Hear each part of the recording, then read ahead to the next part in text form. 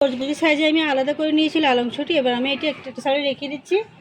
এখানে আমি একটি প্লেট নিয়েছি একটা শসা আর নিয়েছি অর্ধেকটা গাজর। এটা গ্রেটারের সাহায্যে আমি শসাটা একটু ছিলে নেব।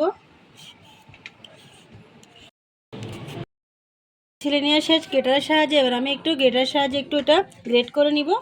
বড় অংশটি দিয়ে আমি গ্রেট করে নিচ্ছি গাজরটি আর শসাটি। আর আমি গাজরটি গ্রেট করে নিয়েছি। আবার এখানে একটি আমি ডিশ নিয়ে নিচ্ছি। ডিশের মধ্যে আমি শসা থেকে এমনি যদি পানি থাকে পানিটা আমি বের করে নিব। নিয়ে একটু প্লেটে শসাটা নিয়ে নিচ্ছি। একটু পানি থাকা যাবে না। আমি পানিটা বের করে নিয়েছি। এবার আমি একটি ডিম সিদ্ধ করে নিয়েছি। ডিমটিও আমি গ্রেটারের সাহায্যে শসার গাজরের সাথে অ্যাড করে দিচ্ছি। বন্ধুরা ডিমটা আমার গ্রেট করা শেষ। এবার আমি একটা সাইডে রেখে দিচ্ছি। এখানে আমি দুটি কাঁচামরিচ নিয়েছি। কাঁচামরিচগুলো ছুরির সাহায্যে কুচি করে নিচ্ছি।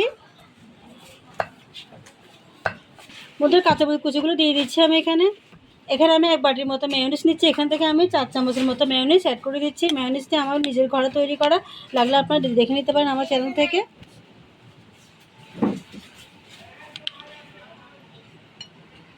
বন্ধুরা এবার মেয়োনিজ সহ আমি একসাথে সবগুলো মিশিয়ে নিচ্ছি ভালো করে চামচের সাহায্যে।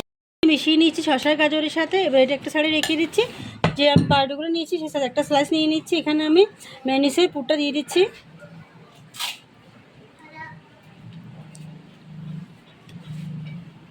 চারপাশে চামচের সাহায্যে ছড়িয়ে দিচ্ছি।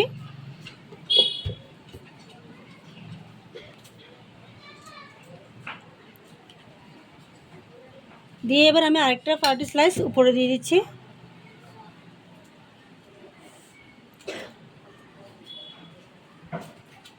দিয়ে এবার আমি ছুরি দিয়ে আড়াআড়ি করে কেটে নিচ্ছি।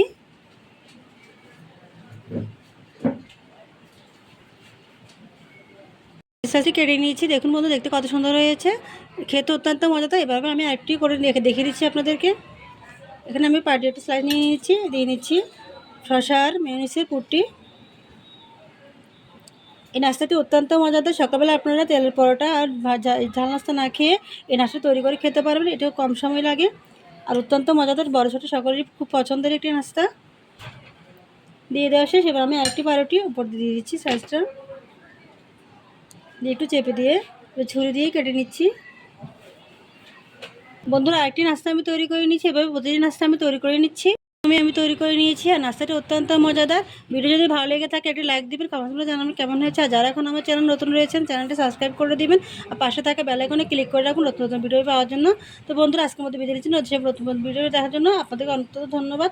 আগামী পর্বতে দেখা হবে। সে পর্যন্ত ভালো থাকবেন। আল্লাহ হাফেজ।